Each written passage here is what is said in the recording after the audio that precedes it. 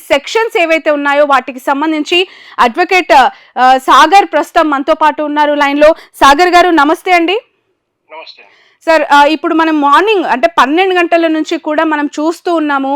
అల్లు అర్జున్ కి సంబంధించి 2 తెలుగు రాష్ట్రాల్లో ఎప్పుడూ కూడా రిమాండ్ చేయబడి జైలుకి వెళ్తూ ఉన్న టాలీవుడ్ స్టార్ ని మనం చూడలేదు. మొట్టమొదటిసారిగా నేషనల్ అవార్డు అందుకున్న అల్లు అర్జున్ ఈరోజు రిమాండ్ చేసి చెంచల్గూడకు వెళ్తూ ఉన్నారు.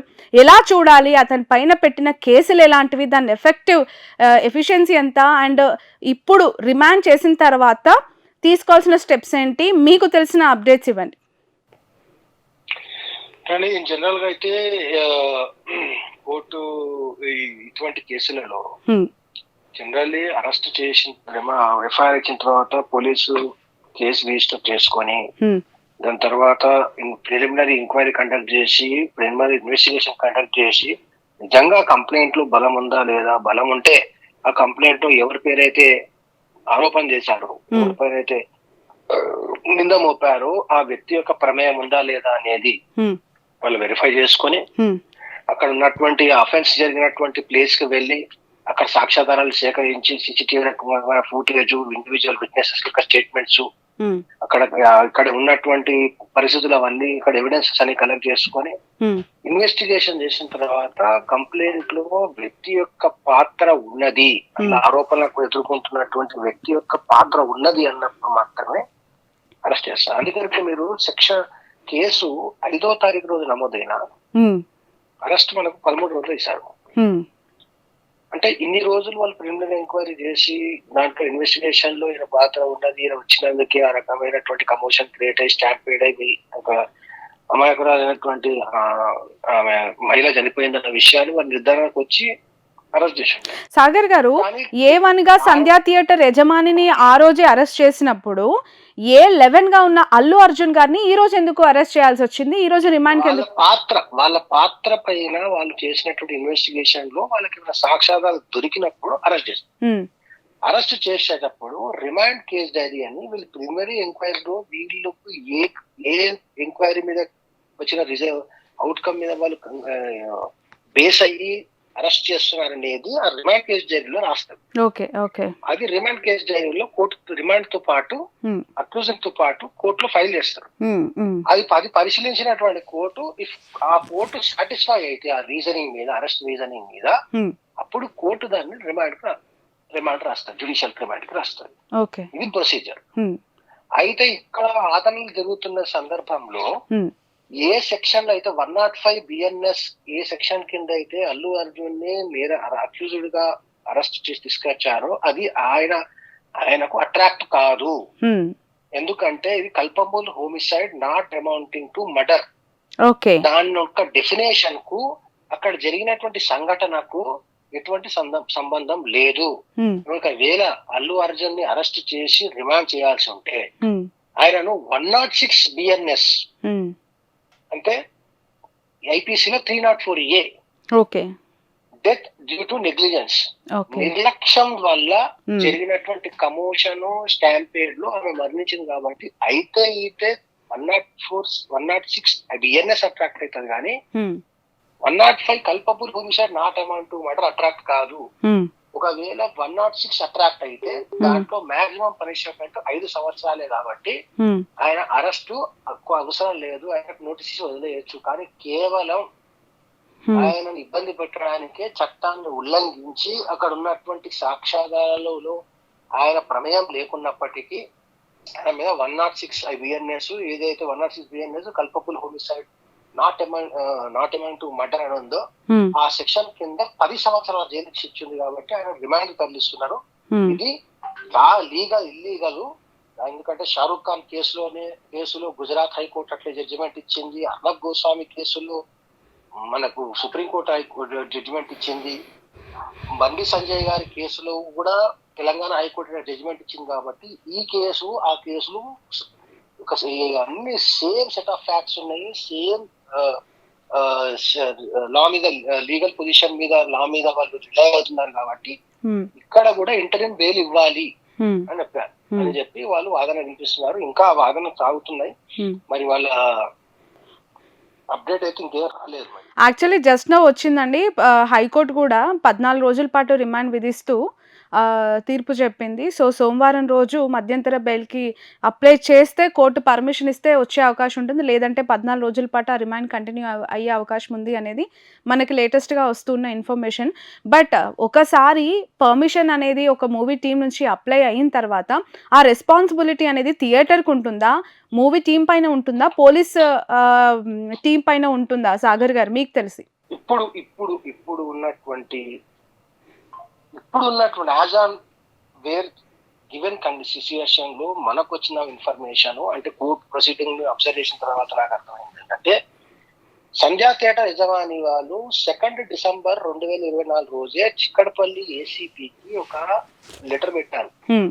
ఫలానా 4-5 తారీఖు రోజు మేము బెనిఫిట్ షోస్ చేస్తున్నాము, దానికి యాక్టర్ యాక్ట్రెస్ పెద్ద ఎత్తున అభిమానులు థియేటర్ సినిమాకు చూడడానికి వస్తారు కాబట్టి బందోబస్తు కల్పించమని పెట్టినట్టుగా, దాన్ని వాళ్ళు రిసీవ్ చేసుకొని అపాయింట్మెంట్ ఇచ్చినట్టుగా, దాని తర్వాత పోలీస్ వాళ్ళు ఈ రకంగా యాక్టరు ఇట్లా వాళ్ళందరూ వస్తే అక్కడ కమోషన్ క్రియేట్ అవుతుంది అనే ఇన్స్ట్రక్షన్స్ ఇచ్చినట్టుగా కనిపిస్తుంది. అక్కడ ఉన్నటువంటి డాక్యుమెంట్స్ వాదనలు వాళ్ళు కోర్టులో ఫైల్ చేసి వాదనలో భాగంగా అవి కోర్టు వాళ్ళకి చూపించినటువంటి చూస్తే అదంటే మనకి హ్యాండింగ్ ఇంతవరకు రాలేదు, ఎందుకంటే రిమాండ్ కేసు జరిగి మన చేతికి రాలేదు కాబట్టి. కాబట్టి మేము ఆల్రెడీ వార్న్ చేసినప్పటికీ ఎటువంటి ప్రికాషన్స్ తీసుకోకుండా అంత వందల మందిని అక్కడికి వచ్చి జమ అయ్యేటట్టు, తర్వాత వచ్చిన తర్వాత స్టాంపేడ్ ఇదంతా కూడా వీరందరి కారణం అని చెప్పి, ఈవెన్ విచిత్రం ఏంటంటే ఈవెన్ బంగా థియేటర్ ఓనర్స్, బంగా థియేటర్ కు పార్ట్నర్స్ ఎవరైతే ఉన్నారో వాళ్ళను, వాళ్ళ భార్యను, వాళ్ళ పిల్లలను కూడా అక్యూజ్ గా చేర్చారు. మరి ఇదైతే ఓవర్ యాక్షన్ లాగా అనిపిస్తుంది. ఓకే. ఇందులో ఈ ఎంటైర్ ప్రాసెస్ లో సాగర్ గారు, మీరు తెలంగాణ పాలిటిక్స్ లో ఈ కేసెస్ కి సంబంధించి చాలా యాక్టివ్ గా ఉంటారు. అనేక హియరింగ్స్ లో you are part of that. ఈ అల్లు అర్జున్, పుష్ప 2, ఈ సంధ్యా థియేటర్ ఇష్యూస్ లో మీరు చాలా క్లీన్ గా అబ్జర్వేషన్ చేస్తూ ఉన్నారు, చాలా కీన్ థింక్ చేస్తూ ఉంటారు. మీకేమనిపిస్తుంది? ఎక్కడైనా ఇంటెన్షన్స్ ప్రొజెక్ట్ అవుతూ ఉన్నాయా?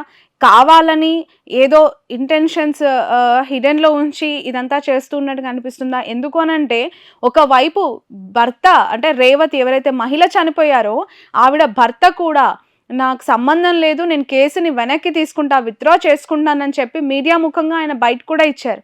మీడియా ముఖంగా బయటకు ఇచ్చారు కానీ ఆయన ఇచ్చినటువంటి కంప్లైంట్ రిజిస్టర్ అయినటువంటి సెక్షన్ ఏదైతే ఉందో అది cognizable offence, non compoundable offence.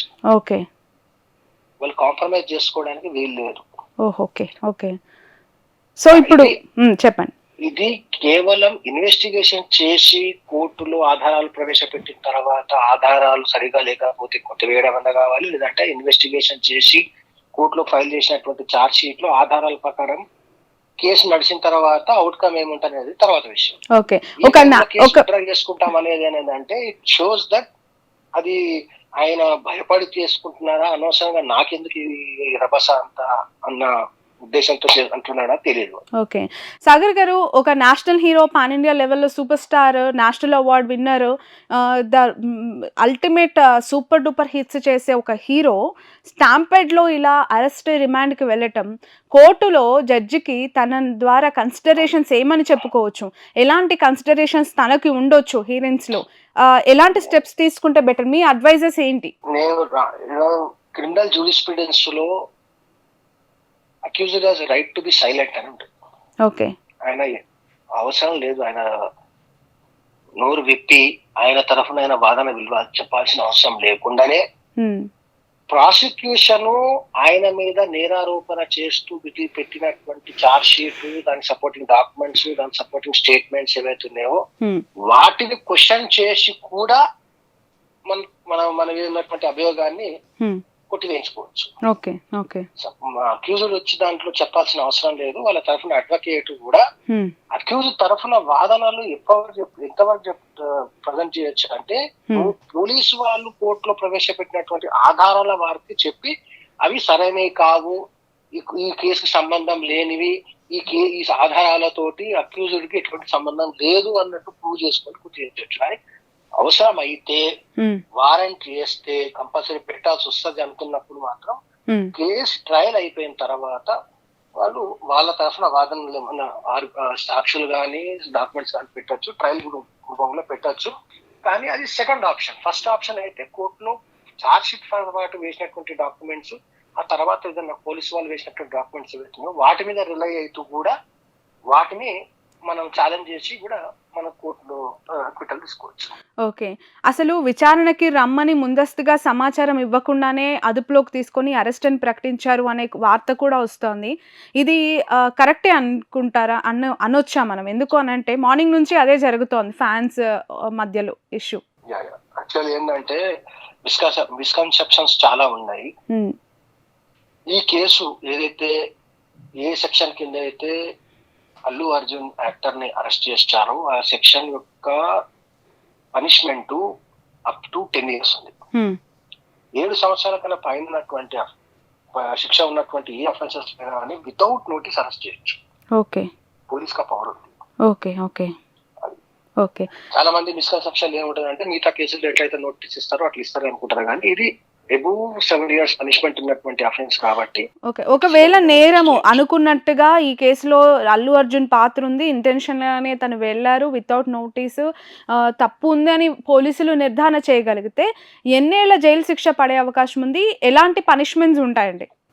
10 years అండి. 10 years కోర్టులో అది ప్రూవ్ చేయగలిగితే, కోర్టు ప్రాసిక్యూషన్ వేసినటువంటి ఆధారాలను ఉన్నటువంటి స్టేట్మెంట్స్ ని ప్రూవ్ చేయగలిగితే, కోర్టు వాటిని నమ్మితే 10 సంవత్సరాల దాకా జైలు శిక్ష పడే అవకాశం ఉంటుంది. Right. Right. Thank you so much. చాలా టైం పడుతుంది, ఇంకా ఇన్వెస్టిగేషన్ చాలా కావాలి, అంత దూరం. కానీ ముందు ఫస్ట్ ఇక్కడ బెయిల్ విషయం ఏది ఉందన్నది ఇంకా ఏమవుతుంది అది చూడాలి. Right. Right. Thank you so much అండి సాగర్ గారు. Thanks a lot. మొత్తానికైతే ఇది అల్లు అర్జున్ కి సంబంధించి లెట్స్ వెయిట్ అండ్ సీ ఏం జరుగుతోంది, సోమవారం వరకు ఎలాంటి డెవలప్మెంట్స్ ఇందులో ఉండబోతున్నాయి అనేది.